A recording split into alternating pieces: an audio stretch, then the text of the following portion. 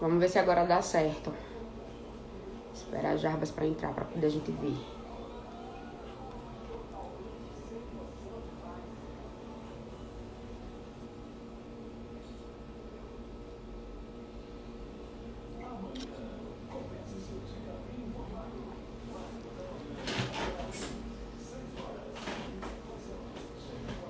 Vamos lá, Jarbas, eu vou te chamar, viu?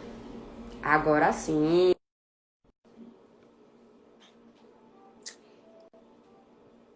Enquanto a gente tá conectando com o Jarbas. Olá, Jarbas. Olá, Boa tudo bem? noite. Boa noite. Então vamos lá, vamos dar início a mais uma live da gente, certo? Hoje nós vamos falar a respeito de produção de grandes ruminantes. E eu queria Justo. dar as boas-vindas a todos que estão aqui acompanhando a gente hoje. E antes de tudo e mais nada, vamos nos apresentar para as pessoas que não nos conhecem, certo? Então, Justo. eu me chamo Thalita, eu sou zootecnista, sou mestre em desenvolvimento do meio ambiente e sou doutoranda também em desenvolvimento do meio ambiente. Hoje, meu convidado é um grande amigo meu que estudou na mesma universidade que eu e que tivemos a oportunidade de pagar algumas cadeiras juntos, né?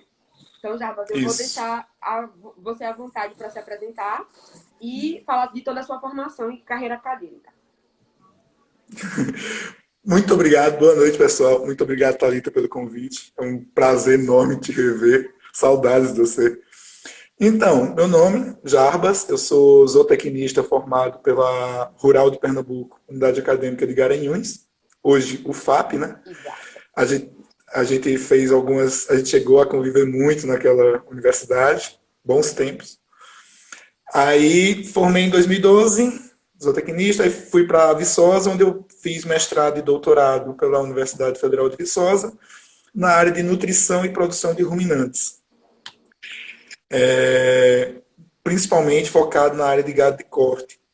Hoje eu sou professor substituto da Universidade Federal de Sergipe, na área de produção de ruminantes, e também pós-doutorando pela Universidade Federal da Bahia, na área de nutrição de ruminantes, mas utilização de alimentos alternativos na nutrição dos ruminantes. E é nóis. E é nóis. Ou seja, a nossa vida acadêmica a gente nunca para, a gente sempre está ou no norte ou no sul, ou quiçá até nos Pois é, estrangeiros, não é verdade? O pois que é. A importa é gente a tem, gente. sempre está se mexendo. É verdade. O que importa é a gente crescer nos conhecimentos e ajudar sempre aos nossos queridos alunos, que são, Justo. que são a nossa maior inspiração a respeito do que seria a docência para a gente.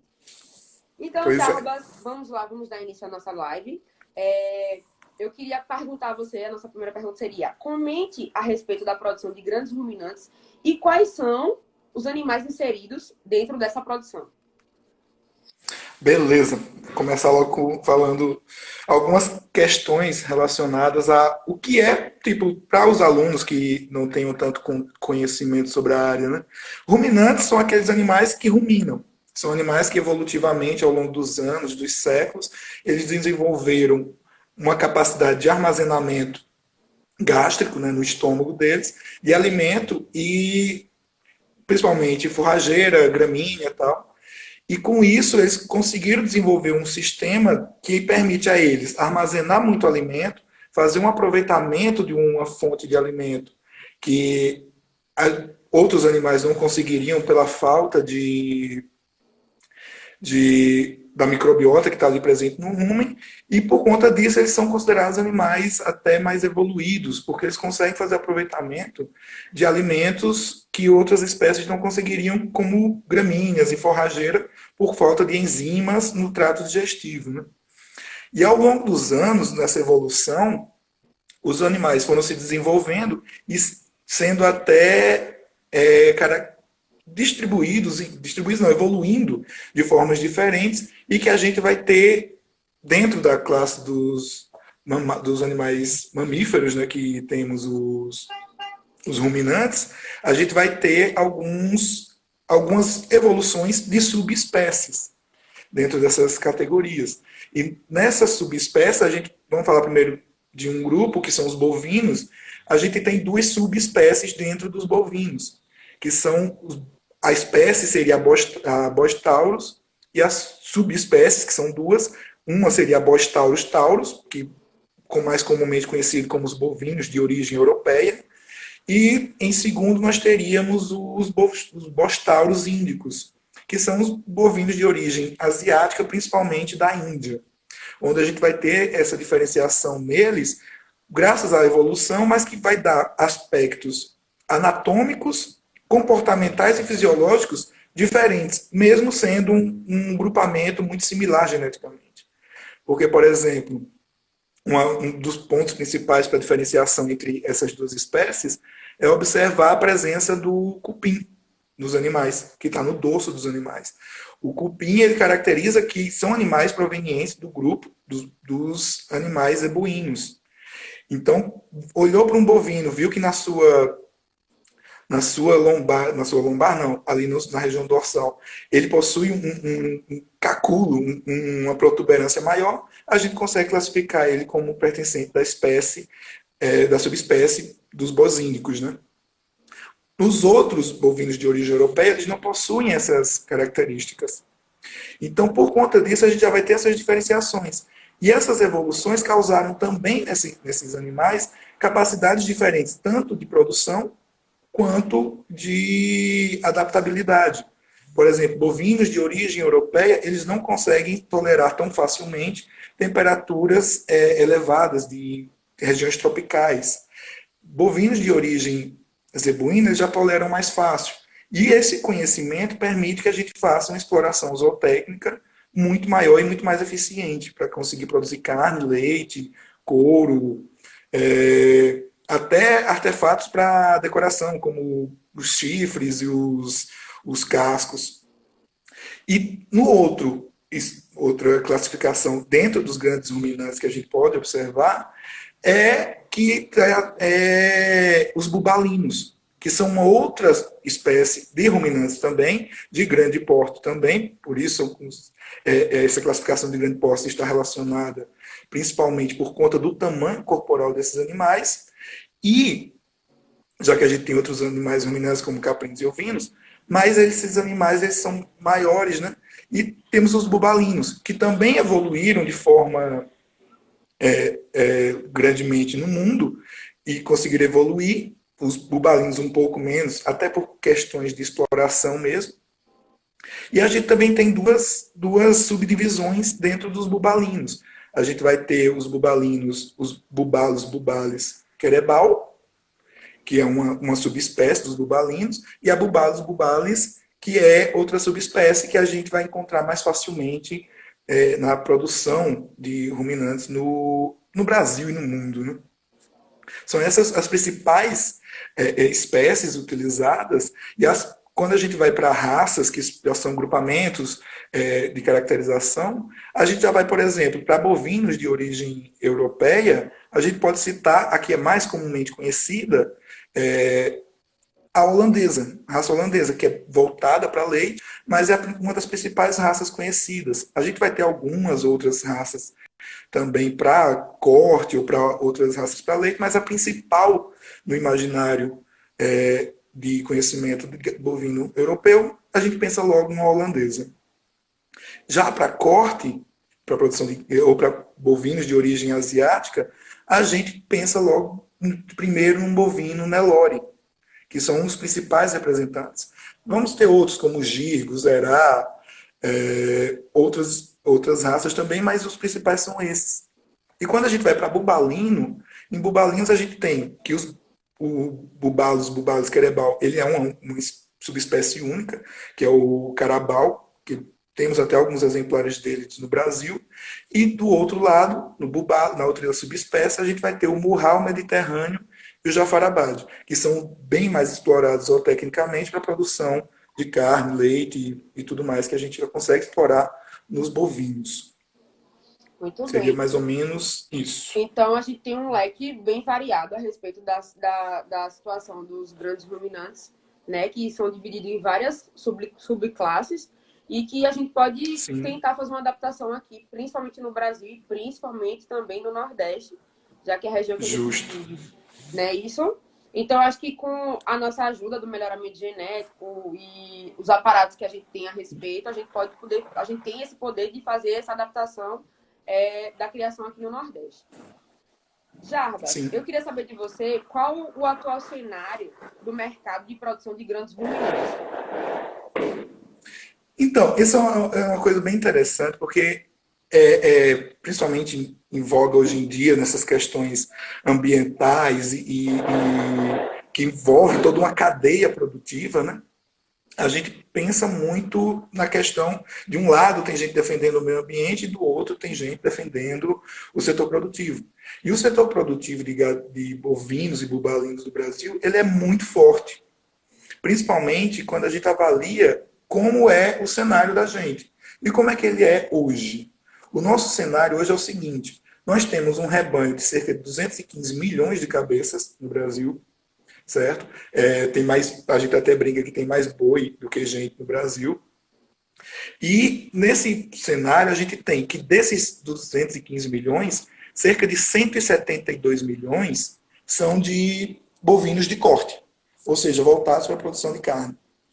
Enquanto a gente tem cerca de 36 milhões, 37 milhões voltados para a produção de leite. E é bom a gente fazer esse diferencial para que eles estão voltados, porque isso influencia muito no mercado em que a gente está trabalhando e o que a gente está tentando atender, certo? Porque, por exemplo, o setor de gado de corte, que ele representa 80% do rebanho nacional, ele movimenta por ano cerca de 597 bilhões de reais. É um mercado que movimenta muito dinheiro. Tanto porque tem a ver com a geração de emprego e renda diretamente, como também pelo produto comercializado, a carne, ou outros subprodutos como couro, outros artefatos. E ele gera muito emprego e renda. No Brasil, é tido que cerca de 18 a 20 milhões de empregos diretos são ligados à produção de bovinos de corte. Então, gera muito emprego e renda. E gera muita movimentação para o mercado brasileiro. Quando a gente pega e avalia pelo setor de gado de cortes, a gente observa que 23% do mercado mundial, aquele mercado que a gente da comercialização de carne mundial, eles são provenientes do Brasil. Ou seja, a nossa produção ela atende 23% do mercado de carnes do mundo. Então, é uma movimentação financeira muito alta. E a gente tem, pegando aquele dado de 215 milhões, a gente vai ter o segundo maior rebanho do mundo. A gente perde apenas em números efetivos para a Índia, mas lá tem a questão cultural de ser um animal sagrado, e pega o segundo maior rebanho, só que aqui a gente explora comercialmente. Então a gente vai ter uma movimentação de produção ativa que gera muito emprego e renda. No setor de gado de leite, a gente é o terceiro país produtivo de leite, maior produção de leite do mundo. A gente tem números exorbitantes de produção de cerca de 4 bilhões de litros de leite por ano. Certo? E com a movimentação de mais ou menos, pensando isso em parte do PIB, de cerca de, para gado de leite, de 3% do PIB do Brasil. Então, é um setor que tem uma produção massiva, que tem uma capacidade competitiva muito grande, que tem questões que precisam ser melhoradas para uma melhor exploração, uma produtividade maior e que gere mais emprego e renda, porque se a gente pega o setor de gado e leite, a gente observa que ele é um setor que tem problemas, principalmente na parte da economia dele, né? Já que o preço do leite pago é baixo para o produtor, ele tem que pagar outros setores, a margem de lucro dele é muito baixa, mas é um setor que ele apresenta um potencial dentro do Brasil e para o mundo muito importante. Então, é um setor que gera emprego e renda, que a gente precisa trabalhar e melhorar ele, mas que ele tem questões que precisam ser melhoradas. Inclusive, você está na bacia leiteira do Chá de Sergipe, né? Pegando o gancho, Justamente. Glória, Poço Redondo e assim por diante. É uma Pois região é. bem rica na Uma parte das produtiva. principais, e é uma das principais bacias leiteiras do Nordeste. A gente pode falar um pouquinho mais para frente sobre isso. Exatamente. Jarbas, você poderia comentar mais sobre quais as características de cada um deles, especialidades e principais raças? Posso. Vamos pegar primeiro pelos bovinos e vamos pegar primeiro pelos bovinos de leite, né? A gente vai ter que animais de leite, eles são animais que apresentam um potencial de produção muito bom. Preocupa não. Quando o legal, tipo, dessas coisas em casa é isso, é telefone, É, é carro que interfone passa sempre aqui, atrapalha. é interfone, é legal. De vez em quando eu estou dando aula e eu moro aqui na avenida principal, fica passando uns carros, é maravilhoso. Eu acho incrível. Fico feliz. Acontece com todo mundo. É muito divertido. É a modernidade, os novos tempos, né? Então, falando um pouco especificamente de cada uma das subespécies das raças. Quando a gente pega e vai falar sobre bovinos de leite, a gente pensa logo em animais de um porte um pouco maior, grandes, né? Eu vi um comentário aqui, deixa para lá, que são animais de um porte maior, que apresentam um metabolismo mais acelerado e por conta disso eles precisam de ambientes mais amenos para a produção. E por precisar de ambientes mais amenos para a produção, a gente vai ter raças que são altamente produtivas, mas que precisam de melhores condições ambientais para produzir. A principal raça que a gente tem no Brasil para a produção de leite é a holandesa. São animais extremamente produtivos, com um potencial genético de produzir incrível, com produção de 30, 40 quilos de leite. Não vou dizer facilmente, porque aí todo mundo pode pensar que é simples, chegou lá, consegue produzir isso. Mas eles têm uma facilidade muito grande de chegar a altas produções. Depois desses animais, no Brasil, para citar aqui do Brasil, a gente vai ter uma outra raça que é derivada de cruzamentos genéticos a partir do holandês, que é o girolando, que pegou as características de genética de produção do leite do holandês, cruzou com uma outra espécie que é adaptada a regiões mais tropicais, que aguenta mais ectoparasitas, o calor, é, características de solo e de alimento, e conseguiu produzir o girolando, que é uma outra raça que também tem um potencial de produção de leite muito bom. Ela é mais adaptada, consegue produzir uma quantidade muito maior. Então, com isso, a gente já consegue fazer uma produção mais eficiente em ambientes, por exemplo, quando a gente pensa em questões de Nordeste, né? Que tem um calor, tem a falta de água, que não é o que o Sudeste fala, Isso. mas a gente tem sim questões pontuais sobre a questão da água que precisam ser melhor manejadas, né? Temos essas duas raças inicialmente para leite. Temos também outras raças que também produzem leite, como a Gir, que é indiana. A Guzerá também tem uma boa produção de leite, embora ela não seja tão explorada para leite assim no país. Mas tem gente que pensa também em produzir com pardo suíço, que também é outra raça europeia que consegue se adaptar bem às regiões mais quentes de clima tropical. E por conta disso a gente tem umas raças que produzem. As características delas é que elas são exigentes nutricionalmente. Se a gente pega bovinos de leite, eles são exigentes por conta da alta produção. É preciso muito nutriente, é preciso muito metabolismo para poder conseguir produzir leite. Então são animais que a gente precisa ter um cuidado muito maior. Olha o que eu falei, barulho. São animais que precisam ter um cuidado muito maior com a nutrição. E a gente precisa se preocupar em atender mais suas exigências para poder garantir que esses animais tenham a produção efetiva que a gente precisa. Quando a gente vai para gado de corte, a gente vai, aqui no Brasil, principalmente, a gente vai trabalhar com animais, com bovinos de origem indiana, os zebus, né? Principalmente o Nelore, que é o mais difundido, o carro-chefe. 80% do rebanho de corte do país é Nelore, ou com algum grau de Nelore de sangue, porque são bovinos extremamente adaptados, extremamente eficientes na conversão alimentar, de pegar o alimento que aqui é mais pobre em nutrientes e transformar em carne.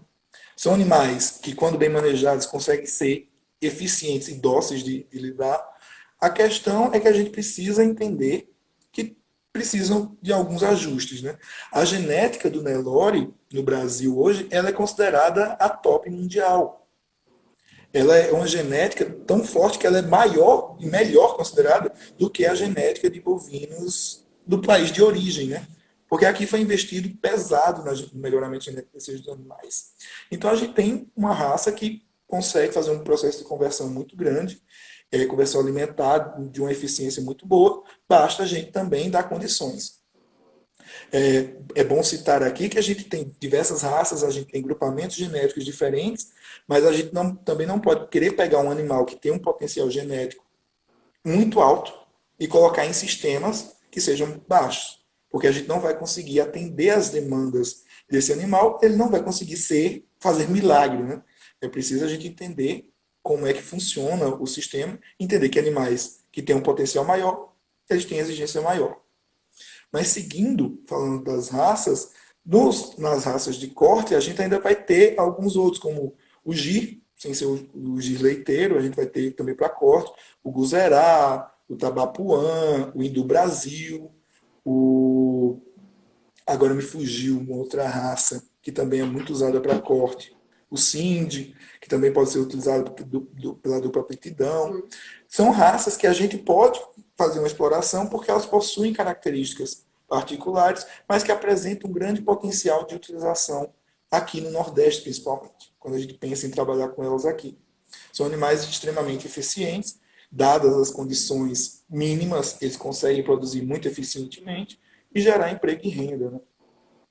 Quando a gente vai, para não se estender muito nesses animais, para bubalinos, a gente vai ter características produtivas de bubalinos que, de maneira geral, porque aí vai a particularidade de cada um e é detalhe pequeno, mas de maneira geral, a gente vai ter que os bubalinos, eles são animais altamente adaptados àquelas regiões onde os bovinos não conseguiam se adaptar.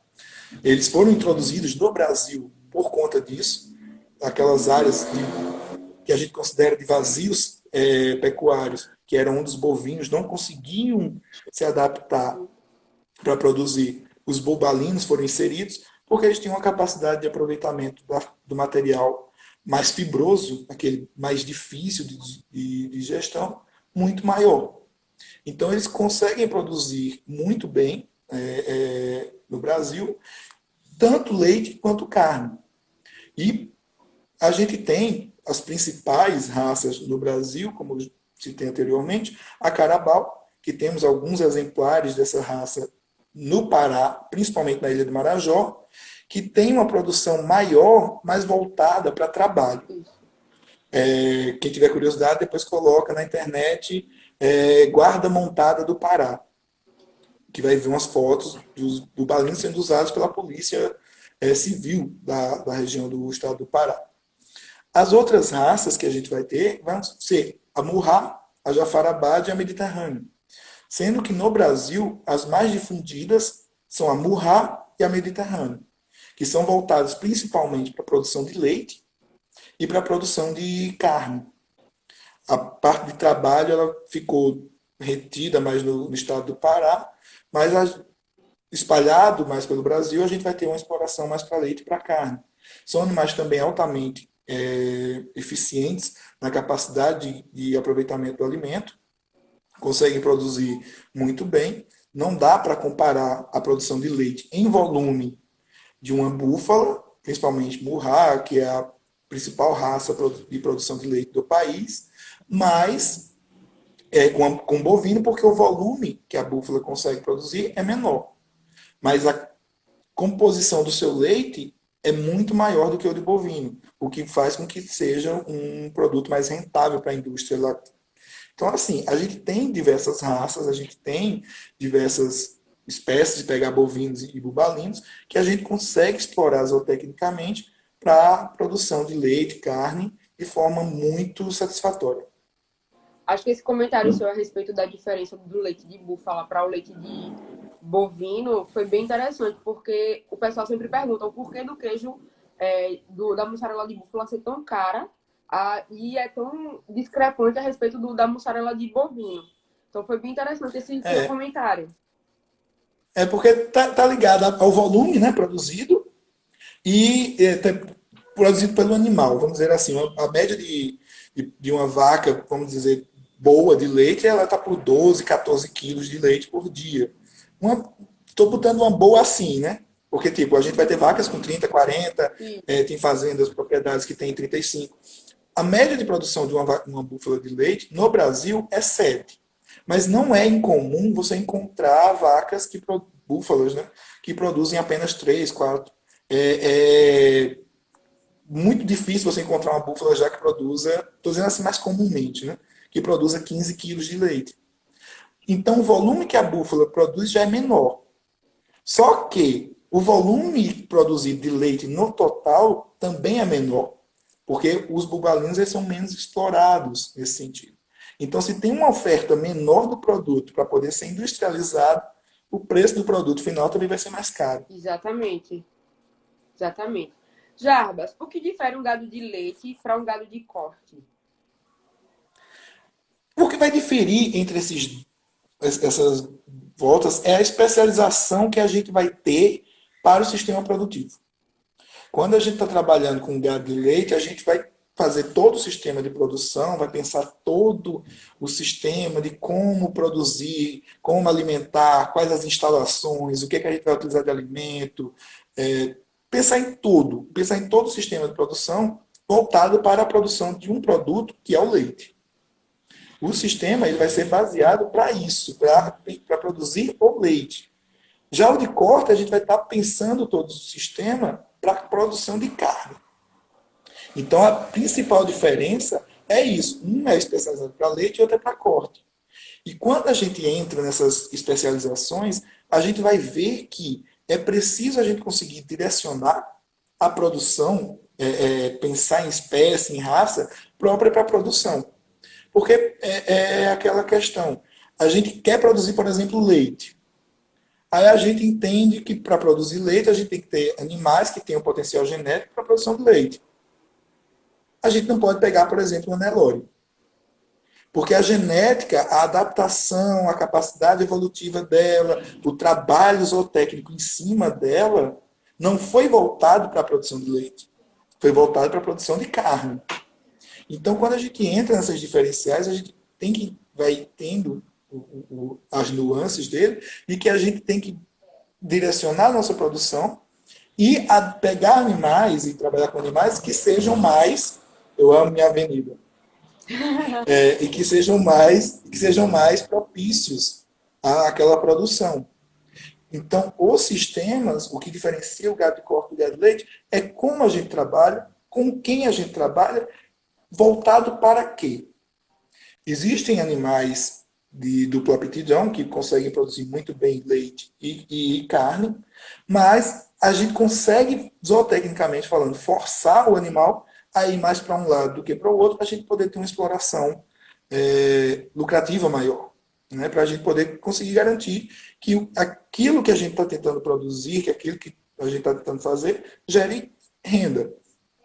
É uma coisa que eu brinco, às vezes, com meus alunos, que eu falo, velho,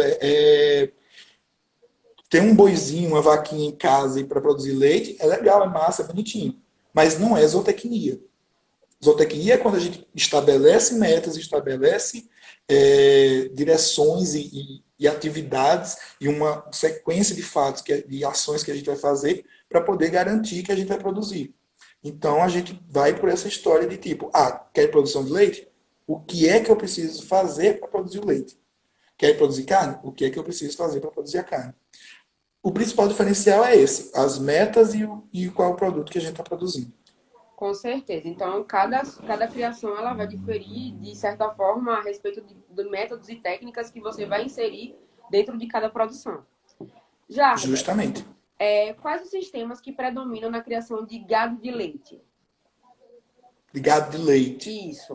Então, gado de leite a gente vai ter um sistema de produção. Os principais sistemas, se a gente for pensar de produção, a gente vai ter o que a gente pode dividir em sistema extensivo, semi-intensivo e intensivo.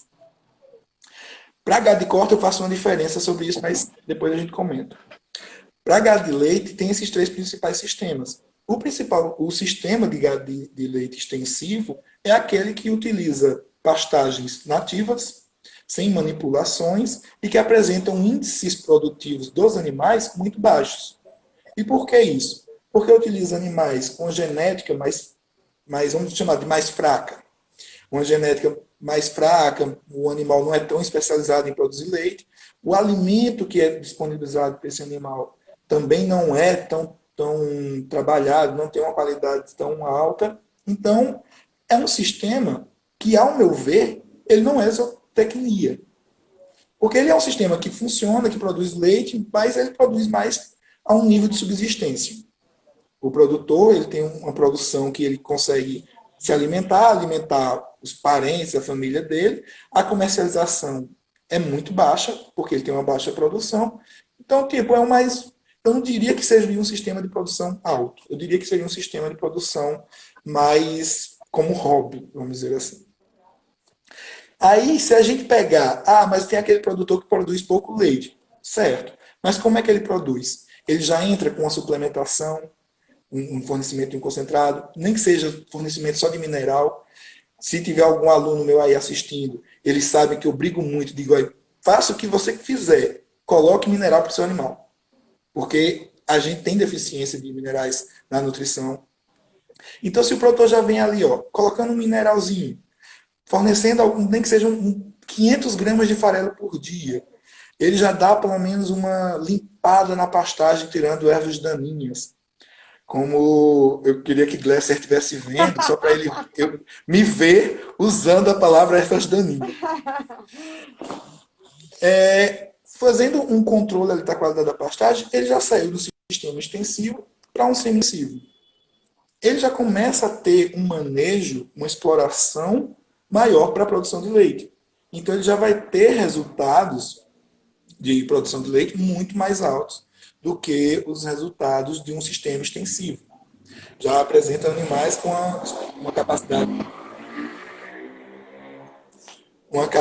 Nossa, eu estava dando aula semana passada, quinta-feira, e começou campanha eleitoral. Minha filha, eu quase não consegui dar aula. Foi divertido. Aí, sim, voltando para o sistema. Aí a gente já tem uma exploração muito mais pensada e voltada realmente para a obtenção de lucro pela produção de leite, que é o sistema semi-intensivo. Tem graus dentro dele, que quanto mais tecnificação, quanto mais a gente disponibiliza alimentos, manipula o animal e manipula a dieta, a gente está melhorando. E a gente também vai ter o sistema intensivo, que é aquele sistema onde o controle zootécnico da produção é total do produtor ou do tratador, do funcionário, de quem esteja manipulando ali. Ele pensa na genética, ele pensa em instalações, ele pensa em dados produtivos, ele pensa na nutrição, em atender às demandas nutricionais do animal. Ele já faz um manejo de pastagem para poder garantir uma oferta de pasto muito maior. Isso quando ele já não vai para um sistema fechado, para um sistema de confinamento total. E, assim, os índices produtivos são maiores. Demandam, mas quanto mais a gente investe, mais caro fica o sistema. Porém, maior é o retorno, porque a gente vai ter uma especialização maior sobre isso. No Brasil, os sistemas que predominam no sistema de produção, eles estão muito focados principalmente entre o sistema semi-intensivo e o sistema intensivo de produção. A gente vai ter, no Brasil, a gente tem o extensivo também, mas aquele negócio que eu falei no início, ele não é tão zootécnico, vamos dizer assim, né? Mas temos sistemas aqui que a gente vai ter animais produzindo leite em fazendas altamente tecnificadas, que recebem a dieta formulada de acordo com a sua exigência, de acordo com a sua categoria, bem balanceada, com oferta de tudo que possa atender suas demandas, inclusive ambientais, com implementação de climatizadores para poder melhorar, com ordenhadeiras mecânicas, carrossel, do tipo carrossel, ou outras que são altamente tecnificadas e muito caras, mas a gente também tem sistemas onde a tecnificação não é tão alta, mas que também são muito importantes, porque produzem muito leite para o país, né, no sistema de produção. Então, são esses três principais. Pegando o gancho da pergunta, e quais seriam os que predominam no gado de corte? De corte? Isso. No gado de corte, aí é onde entra uma viagem da minha cabeça. O que é que eu. É sério. Eu divido os três sistemas que a gente falou de leite, o extensivo, semi-intensivo e intensivo, eu divido, na verdade, em quatro. A gente vai dividir da seguinte forma: em extensivo, em semi-extensivo, em intensivo e intensivo. Por que, que eu faço essa divisão? Pegando um pouco do raciocínio lá do gado de leite que a gente falou. Eles são basicamente similares. O extensivo é um sistema onde os animais eles são explorados na natureza de forma solta, sem um controle de produção, sem receberem nenhum tipo de suplementação mineral, sem um controle de nada, sem uma capacidade genética tão focada para a produção de carne. A gente tem esses animais. E a gente vai ter um sistema semi-intensivo, eu chamo de semi-extensivo, na verdade, quando a gente já começa a entrar com um pouquinho de alguma coisa. A gente parou de produzir ali, de não produzir, né, porque o sistema extensivo no país ele é pequeno, ele é até o principal sistema produtivo do país, que é uma coisa que eu acho incrível, que a gente tem uma produção muito alta de, de animais abatidos por ano. A gente abate cerca de 44 milhões de cabeças por ano. É muita coisa. Atende o mercado, que a gente já comentou, né? Mas é produzido principalmente em sistema extensivo. Mas aí, eu quero fazer até uma ressalva aqui, que muita gente confunde sistema extensivo com pasto. Ah, o animal está sendo produzido em sistema extensivo. Ele está sendo produzido a pasto. Sim e não. Porque ele está sendo produzido a pasto, mas se o produtor, se o zootecnista, o veterinário, o agrônomo, ele está lá manipulando esse pastagem, fazendo um trabalho nessa pastagem, para poder garantir uma oferta de alimento muito boa, muito alta, então eu estou trabalhando com um sistema mais intensificado. Que aí a gente entraria no semi-intensivo. O semi-extensivo é aquele que eu saí daquela inércia do extensivo e vou já fornecendo um mineral, fornecendo pelo menos um sombreamento para esse animal ter uma área de conforto, e tirando pelo menos as ervas daninhas, e por aí vai. No sistema semi-intensivo, a gente entra com suplemento, proteico energético ali para poder garantir um ganho de peso mais acelerado.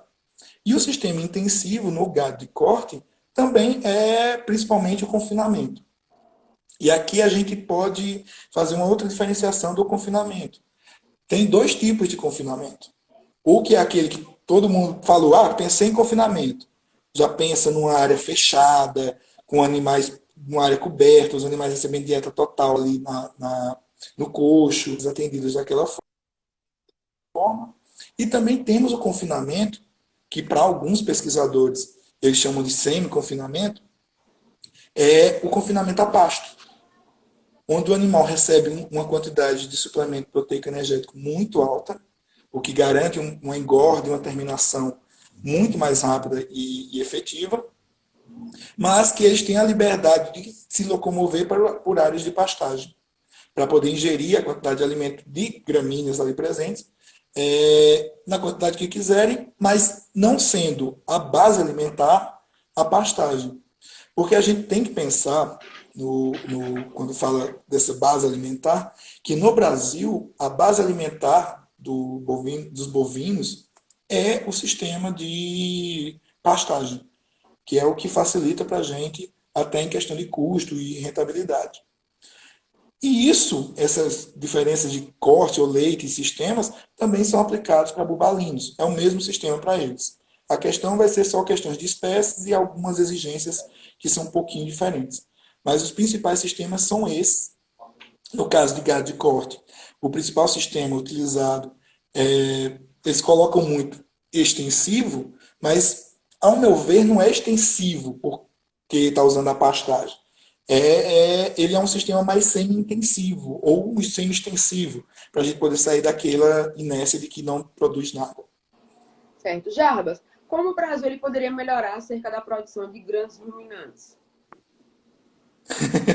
É uma coisa interessante isso, porque assim, como a gente já comentou, tem genética, a gente tem potencial, porque a gente tem genética, tem nutrição, tem alimentação, a gente tem mão de obra qualificada para poder produzir.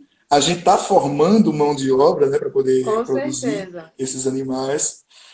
E, assim, são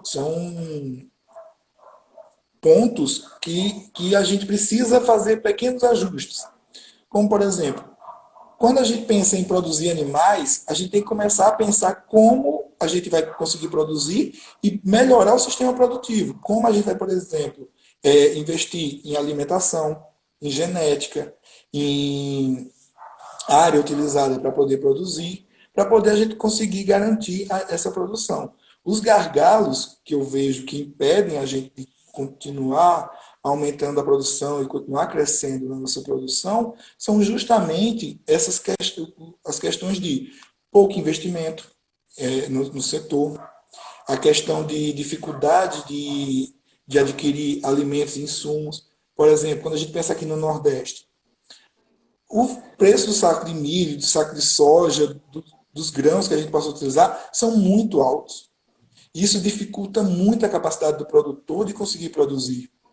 Então a gente teria que pensar em jeito de tentar produzir aqui, para poder baratear custo, conseguir fornecedores que mandem da principal região produtora para cá mais baratos, começar a pensar em como fazer uma melhor administração do setor produtivo aqui no Nordeste, para a gente poder conseguir garantir que a gente vai produzir, porque a gente tem que focar, a gente tem que pensar, eu quero produzir carne, o que é que eu preciso fazer? Como eu posso fazer para baratear? Por exemplo, em regiões onde a gente tem produção, por exemplo, vamos pegar a Bahia, que tem uma grande produção de frutas para produção de suco, e com isso tem a produção muito grande de produtos, coprodutos, né, subprodutos, os resíduos. Alguns trabalhos já mostram que a utilização desses resíduos na dieta de ruminantes ela possui alguns efeitos benéficos. E são produtos que vão ser descartados. Então, assim, o que a gente precisa fazer para poder aumentar a produção aqui no Nordeste é começar a investir mais em produção, em pensar mais essa produção, mas também fazer uso de alimentos alternativos, de algumas técnicas que a gente consiga baratear os custos da produção. Porque a gente tem potencial para produzir. A gente só precisa direcionar mais essa produção. Certo. Jarbas, qual o cenário atual do Nordeste na produção de grandes ruminantes, principalmente na área de Sergipe? O que você poderia comentar a respeito? Então vamos falar assim. O Nordeste ele possui o quarto maior rebanho de bovinos Brasil. do país, do Brasil. Ele ganha apenas, na verdade, da região norte, que tem o menor rebanho de bovinos. Né? Mas a gente tem um potencial muito grande de produção, porque a gente tem área, a gente tem a mão de obra qualificada, que a gente já comentou, e temos toda uma capacidade de produzir animais aqui. O nosso problema, eu vou colocar problemas, mas coloque muitas aspas, é a água. Porque o nosso solo é fértil. A questão é que a gente não tem um problema de escassez de água. A gente tem uma concentração do período de chuvas muito grande aqui no Nordeste, né? Numa época pequena e um longo período sem água, o que dificulta a gente conseguir fazer um manejo de pastagem, um manejo nutricional muito complicado, né? E isso dificulta a gente conseguir produzir de forma efetiva. Mas a gente tem potencial, a gente tem um rebanho que a gente pode investir, existem possibilidades muito grandes a gente conseguir produzir, porque, por exemplo, vamos pegar, se a gente pega, que a gente comentou lá atrás, que bovinos leiteiros eles são mais exigentes. E a gente está numa região, eu estou nesse momento numa região, que é a principal bacia leiteira do estado, que é Nossa Senhora da Glória, e ela configura, ela está dentro da principal bacia leiteira do Nordeste. Quando você pega dados de produção de leite do Nordeste, você observa que existe uma bacia leiteira muito grande, que envolve Sergipe, Alagoas e Pernambuco, que é a principal região produtora de leite do país. E é uma região quente, Isso. é uma região que tem uma baixa qualidade nutricional, se a gente pensar nesse sentido, mas é uma região que tem potencial. E por que tem potencial? Porque foi investido, de alguma forma, mesmo que tenha sido pouco, foi investido para poder garantir a produção de leite dessas áreas. Então, o que a gente observa que a situação do Nordeste ela tem um potencial, ela tem um número de animais, ela tem a mão de obra para utilizar e ela consegue fazer a produção, certo? No caso de Sergipe, principalmente, a gente observa que o estado ele possui cerca de 1 milhão de cabeças de bovinos. 33% desse é corte, ou seja, uns 325 mil vão ser de bovinos de corte. O restante é para leite. E eles estão muito concentrados, principalmente aqui na região do Alto Sertão. Então, assim, e movimenta muito dinheiro. Me fugiu agora a produção leiteira da bacia, mas é uma produção bem alta. A gente tem fazendas aqui com média de 35, 40 quilos de leite por dia. Se você falar isso para alguém fora do Nordeste, eles vão dizer, como assim uma vaca de leite produzindo 35 quilos no Nordeste? Então, assim, é um potencial que a gente tem. A gente só precisa, novamente, investir para poder garantir que a gente consiga fazer uma exploração correta e lucrativa, né? Exatamente. Lembrando que a região que mais produz leite aí no estado de Sergipe seria a região de Santa Rosa do Hermínio, que fica na Sim. região de Poço Redondo. Porém, Glória, por ser uma cidade que tem mais atrativos e é maior, leva sempre a fama, né? É a mesma coisa lá de Garanhuns, que Garanhuns é tida como a bacia leiteira, né, lá em Pernambuco, Isso. mas na verdade são cidades do entorno que produzem muito mais leite do que a cidade e Garanhuns leva a fama. Acredito eu, Glória Jarbas, é por conta das grandes fábricas que estão presentes, principalmente na região de maior concentração, que no caso de Sergipe seria a Glória, né? Que tem a Betânia, Sim. tem a Nativille. E então, E a Natlac. Exato. Então eles tomam o produto e ficam como se tivessem a fama a cidade de Glória. Sim. E a Sim, mesma sim. coisa a gente sabe que acontece na cidade de Garanhuns, né? Que as Sim. cidades do entorno, elas têm maiores produções, porém, quem leva a fama é sempre Garanhuns por conta das fábricas que estão investidas lá. Sim. As duas cidades, Glória e Garanhuns, elas têm uma grande produção no seu total de produção da bacia leiteira, né? Mas para dizer que são os principais municípios produtores, realmente é forçar um pouco a barra. Exatamente. Eu estou enfatizando isso por conta dos alunos que eu tenho de Santa Rosa do Hermínio, né? Nossa. Que... Quando eu falo isso aqui, não, porque Glória é bacia leiteira, e todo mundo faz assim, professor. Exatamente. Aí cita essa. Logo não, a cidade que mais produz leite é Santa Rosa do Hermínio, povoado Santa Rosa do Hermínio, município de Poço Redondo. Cara, é muita discussão a respeito disso, porque o pessoal sempre bate de frente em relação a isso. Mas eu entendo o lado deles, porque eles fazem uma festa bem grande a respeito do leite, que seria a Feira do Leite, uma feira muito interessante, muito boa e muito proveitosa, em que a gente consegue conhecer basicamente produtores da região e algumas cidades que pegam Pernambuco também, e Alagoas, que vão para lá para poder mostrar o potencial do leite a respeito das suas criações em cima de gado cereal holandês ou ogi, ou então a girolanda, enfim, eles mostram sempre o potencial deles a respeito do que estão tratando na região que eles estão inseridas, né? E a gente sabe que o Nordeste, por se tratar de calor, eles sempre mostram as tecnologias que eles trazem para poder conseguir gerar um pouco mais desse produto que eles tanto falam que seria o ouro branco da região, né? Sim. Então, é basicamente isso. Jarbas, o nosso tempo está um pouquinho apertado, só tem mais 5 minutos. Você quer colocar mais alguma explanação a respeito do nosso tema? Só se vocês tiverem alguma dúvida, porque, tipo, eu acho que a gente conseguiu abarcar bem a produção. É só pensar que a gente, tipo, o que é que a gente precisa fazer para poder produzir grandes ruminantes no Nordeste? A gente precisa focar, a gente precisa saber que não vai ser uma questão fácil, porque a gente não vai conseguir da noite para o dia. A gente precisa causar investimentos. Eu estava uma vez conversando com os alunos sobre produção de bovinos precoce e super precoce no gado de corte, que é o abate de bovinos pesando cerca de 480 quilos, com cerca de 16 meses de idade. Seriam os baby beefs?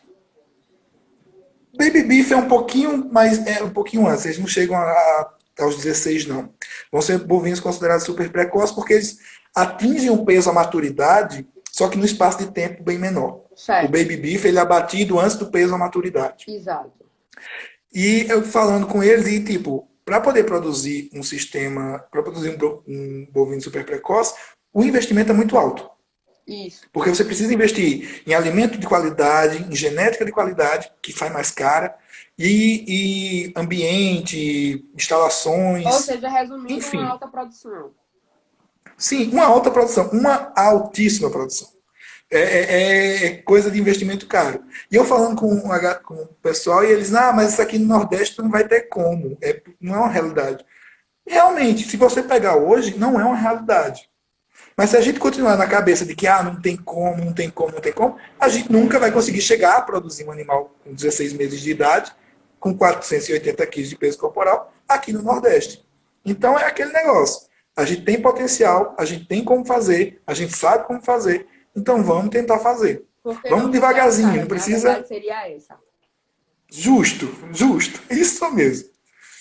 Então, pessoal, eu gostaria muito de agradecer e gostaria de dar umas palavrinhas rápidas aqui, aproveitar as Jarbas. Nós éramos tidos como alunos problemas na universidade. Preciso comentar. Você vai lembrar disso. Muito. E hoje em dia eu tenho muito orgulho do que Jarbas se tornou. Eu também. E provavelmente Jarbas tem muito orgulho do que eu me tornei, porque o fardo que a gente carregou naquela universidade foi grande, os resultados foram grandes e tinham muitos professores que não acreditavam na gente. O que deve ter de jeito uma hora dessa olhando dizendo, esses dois conseguiram chegar até aí. Exatamente. Como? Exatamente o que eu penso todos os dias. Mas é como eu digo, o mundo dá muitas voltas e quando a gente tem um foco na nossa carreira, o que a gente almeja sempre acontece. Então, eu e Jarbas somos provas vivas disso, porque a gente chegou, eu ainda não cheguei até onde eu quero, provavelmente ele também ainda não chegou. Mas estamos no caminho, Exatamente, estamos no caminho. Quem diria que iríamos nos tornar docentes, formadores de opiniões. Gente. Inspirações para alguém, né? A verdade é essa. Mas, enfim, Jarbas, eu estou muito feliz pela nossa live, eu estou muito feliz pelos seus esclarecimentos e eu estou muito feliz pela pessoa que você se tornou. Eu também. Eu digo tudo que você disse para mim, eu digo para você também. Eu tenho um orgulho muito grande da pessoa que você é. Lembrar daquela época que a gente passava nos corredores da UAG com os professores. A gente abria a boca dentro de sala de aula, a gente via os professores fazendo aquela cara de que... Era mais ou menos assim. O que é que essa pessoa está falando? Tinha vezes que eu fazia pergunta que até eram, tipo, lesadas, mas outras que eu tô com dúvida, eu vou perguntar. E tinha outras que eu via que a pergunta realmente tinha embasamento e tal. E quando eu fazia só porque era eu via que os professores davam uma... virada de rocha. E eu via isso acontecendo contigo também. Eu fazia, gente, a gente é aluno, a gente tá aqui, a gente vai ser profissional também. Aguenta aí. Não importa como, mas vamos ser. Não importa como, a gente vai ser. Então, velho, se virem. Então, e hoje a gente chegou até aqui. Exatamente. Então, e eles devem estar felizes. O conselho que eu dou, tanto para os meus alunos como para os seus alunos, é que persistam. Porque quanto mais vocês persistem, vocês chegam lá. Então, e saibam que não existe uma forma correta de ser enquanto pessoa. Né? Uma forma correta de você, eu não posso ser palhaço, eu não posso ser isso, eu não posso ser aquilo, porque não vão me levar a sério. Faça o seu. Faça bem feito. Dedique-se. E no final, você chega lá. Pode ter certeza que sempre dá certo. Sempre. Jarbas, eu tô muito sempre dá certo. A gente chega lá. Estou muito feliz com o nosso bate-papo. Eu precisava colocar isso para... Assim, eu sei que eu li livros, mas eu precisava disso. Né? Entendeu? Exposição a gente já é sobrenome da gente. Exatamente. Nós somos amostrados. Enfim, eu estou muito feliz, Jabas. Peço que se alguém tiver algum tipo Também. de dúvida a respeito do nosso assunto, pode entrar em contato com o Jabas, que o Jabas sempre é acessível para poder responder. Pode, pode E me mandar mensagem no Insta que eu respondo. tudo respondido. Então, gente, obrigada e boa noite. E até a próxima live. Obrigado, obrigado, você, Thalita. Tchau. Tchau, tchau.